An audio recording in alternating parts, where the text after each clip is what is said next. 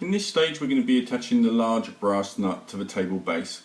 Okay, so first of all take the base and turn the base over. Okay, once you've turned the base over, we then just test fit that the nut fits into the base like so.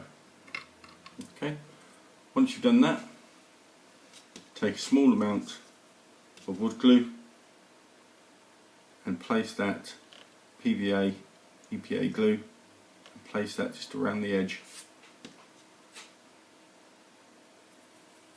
Once you've done that, place that into position like so, and then turning the base upside down, up the right way, sorry, and then fitting the nuts